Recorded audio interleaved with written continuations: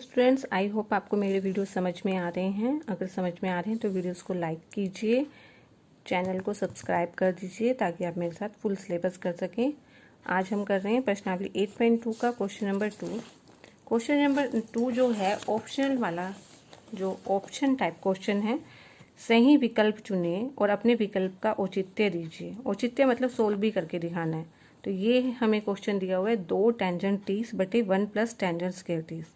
ये जो क्वेश्चन है इन चार ऑप्शंस में से एक इसका आंसर आने वाला है।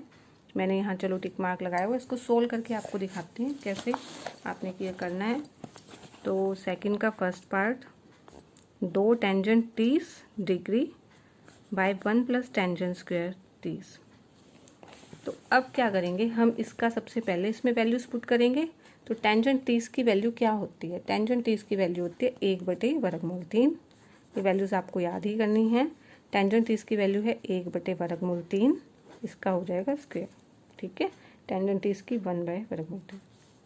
अब इसको सोल्व करेंगे तो 2 एकम 2 बटे वर्गमूल 3, नीचे क्या आ जाएगा 1 प्लस 1 का स्क्वायर 1, और वर्गमूल 3 का स्क्वायर क्या होता है? वर्गमूल 3 का स्क्वायर, स्क्वायर से स्क्वायर रूट कैंसिल हो जाता है तो 3 आ गया। ठीक है, अब ये है 2 बटे वर्गमूल 3। नीचे हम क्या ले सकते हैं? इसका एलशियम ले सकते हैं, लघुत्तम ले सकते हैं 3। 3 एकम 3 प्लस 1, इतना हो जाने के बाद 2 वर्गमूल 3, ये क्या हो नीचे आ जाएगा 3 और 1 4 बटे 3। 3 और 1 4 बटे 3। जैसे कि हमने किया हुआ है कि 1 बटे 3 हो, बटे में 5 बटे 3 है, तो हम क्या करते हैं 1 बटे 3 और ये 3 बटे 5 हो जाता है ना ऊपर जाके। 1 बटे 3 है तो 5 बटे 3 का ऊपर जाके 3 बटे क्या हो जाता है 5 हो जाता है। 5 बटे 3 का 3 बटे 5, वही हम यहाँ करेंगे। तो ये बन जाएगा 2 बटे वर्गमूल 3। ये जो 4 बटे 3 है ये अगर ऊपर लेके जाएंगे ये बन जाएगा 3 बटे 4।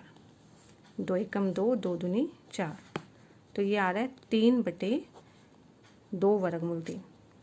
3 एकम 3, 2 वर्गमूल 3।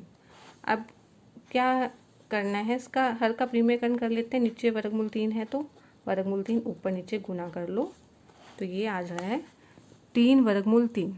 3 वर्गमूल 3 2, और वर्गमूल 3 को वर्गमूल 3 से गुना करते हैं तो 3 आ जाता है। ठीक है ना, वर्गमूल 3 को वर्गमूल 3 से गुना करते हैं तो 3 आ जाता है। 3 से 3 कट जाएगा तो सिंप्लीफाई होके वर्गमूल 3 बटे 2 आ गया। वर्गमूल 3 बटे 2 आ गया है। और हमारे 4 ऑप्शन क्या हैं? हमारे 4 ऑप्शन हैं। पहला ऑप्शन है साइन 60, कोस 60, टेंजेंट 60, साइन 30। तो हम देखेंगे वर्गमूल 3 बटे 2 किसकी वैल्यू होती है? ये साइन 60 की वैल्यू होती है ना। वर्गमूल 3 बटे 2 साइन 60 की वैल्यू होती है। इन चारों ऑप्शन में से होती तो ये कोस 30 की भी है, लेकिन हमें ऑप्शन के अंदर कोस 30 नहीं लिखा दिया हुआ। अगर कोस 30 लिखा होता तो हम वो भी आंसर हो सकता था। अगर साइन 60 ना देते, कोस 30 देते, तो हम वो भी आंसर लगा सकते थे। अब है इसका सेकंड पार्ट। सेकंड पार्ट जो है स्टेटमेंट क्या है उसकी, 1 minus tangent square 45, 1 plus tangent square 45। 1 minus tangent square 45 बटे 1 प्लस टेंजेंट स्क्वायर 45। तो टेंजेंट 45 की वैल्यू हमें 1 का स्क्वायर हो जाएगी, पुट की है तो टेंजेंट 45 की 1 का स्क्वायर। तो 1 माइनस 1, 1 प्लस 1। ठीक है, 1 का स्क्वायर 1 ही होता है ना। तो ये 0 बटे 2 आ गया, यानी 0 आ गया। 0 को किसी से भी डिवाइड करो 0 आ गया। तो है ऑप्शन में, ऑप्शन के अंदर डी ऑप्शन में क्या आ रहा है 0 आंसर। तो हमारा भी आंसर क्या आ गया है, इसको सोल्व करके 0 आ गया। ये हम इसको टिक मार्क कर देंगे। अब है थर्ड पार्ट। थर्ड पार्ट की स्टेटमेंट क्या है, sine 2a equal to 2 sine a। Sine 2a equal to है 2 साइन a। इन्होंने कहा है ये तब सत्य होता है जबकि a बराबर है। a अगर 0 के बराबर है तब सत्य है। a अगर साइन 2a 2 साइन a है, ये 0 डिग्री है तब सत्य है। इसका a ऑप्शन 0, b कितना है 30 है, c है 45 और d कितना है 60 है। ठीक है, ये क्वेश्चन है साइन 2a 2 साइन है, ये कब सत्य होगा? तो हम इसमें पुट करके देख लेंगे। तो a की जगह अगर हम ये पुट करके देखते हैं, जैसे मान लो a की जगह हमने 0 पुट किया 2 साइन 0। तो साइन 2 को 0 से करते हैं 0, और 2 साइन 0 की वैल्यू क्या होती है? साइन 0 की वैल्यू क्या होती है? 1। 0 साइन 0 की 0, तो साइन 0 की 0, तो 0 बराबर में 0 हो रहा है, तो सत्य आ रहा है ना। तो ये पहला ही ऑप्शन आ रहा है। बाकी अगर हम पुट करके देखेंगे तो भी सत्य नहीं आएंगे। पहला ऑप्शन हमारा बाई चांस सही आ रहा है, तो ये ए ऑप्शन आ जाएगा। अब है इसका फोर्थ पार्ट। फोर्थ पार्ट क्या है? 2 टेंजेंट 30 1 माइनस टेंजेंट स्क्वायर 30। ये आप देखोगे फर्स्ट ऑप्शन जैसा ही है, यहाँ पे प्लस है, यहाँ माइनस है, तो थोड़ा सा ही फर्क है, वैसे ही सोल्व करना है हमने। 2 टेंजेंट 30 1 माइनस टेंजेंट स्क्वायर 30, तो वैसे सोल्व करते चलेंगे। तो टेंजेंट 30 की वैल्यू हमने देखी थी, क्या थी? 1/√3 1 माइनस वर्ग, ठीक है, उसी की तरह सोल्व करते चले, बस यहाँ माइनस है वहाँ प्लस होता है। तो ये 2/3 1 माइनस 1/3 आ गया, ठीक है, 2/3। और अब इसका हम करेंगे 3 एकम 3 माइनस 1, तो ये आ गया 2/√3, 3 में से गया 2/3, ठीक है। अब क्या करते हैं, हम इसको उल्टा करते हैं, तो ये 2/3 का क्या बन जाएगा? 3/2, 2 से 2 कैंसिल हो गया। अब क्या आ गया? 3/√3। नीचे वर्गमूल में कुछ हो तो हम परिमेयकरण कर लेते हैं, परिमेयकरण करेंगे तो ये बन गया 3/3। वर्गमूल 3 से वर्गमूल 3 गुना करते हैं, क्या आ जाता है? 3, 3 से 3 कट जाएगा, तो आ रहा है वर्गमूल 3 हमारा आ रहा है। तो हम ऑप्शन देखते हैं, ऑप्शन में है ये है कोस 60। कोस 60 की वैल्यू तो क्या होती है? 1/2 होती है, ये नहीं होगा। साइन 60 की वर्गमूल 3/2, टेंजेंट 60 की होती है वर्गमूल 3, तो ये हो जाएगा टेंजेंट 60।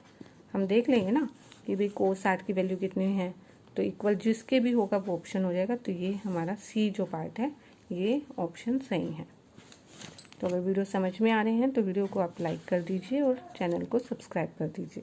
स्टूडेंट्स, आज हम एक्सरसाइज 8.2 का बहुत ही इम्पोर्टेंट क्वेश्चन है वो कर रहे हैं। यदि टेंजेंट a प्लस बी बराबर में वर्गमूल 3 हो और टेंजेंट a माइनस बी 1/√3 हो, और a प्लस बी बता रखा है 0 से 90 के बीच में हो, और a जो कोण है b से बड़ा हो, a कोण b से हमेशा बड़ा हो, तो a और b का मान ज्ञात कीजिए।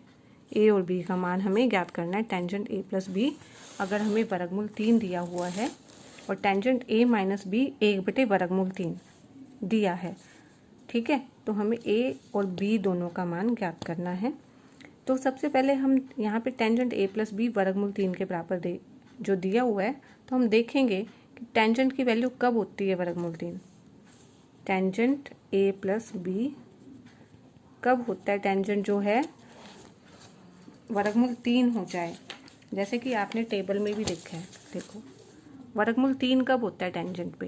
टेंजेंट पे 60 पे होता है, टेंजेंट 60 पे होता है। तो हम क्या कर लेंगे, वर्गमूल 3 की जगह लिख देंगे टेंजेंट 60। हमें ये देखना है कि वर्गमूल 3 वैल्यू टेंजेंट पे कब होती है? टेंजेंट के 60 पे होती है। ऐसे ही यहाँ पे भी देख लो, टेंजेंट a माइनस बी है ये, तो 1/√3 कब है टेंजेंट की वैल्यू? टेंजेंट की 1/√3 वैल्यू 30 पे है, यानी टेंजेंट 30 पे। याद भी करनी है ये जरूर, टेंजेंट 30, ठीक है।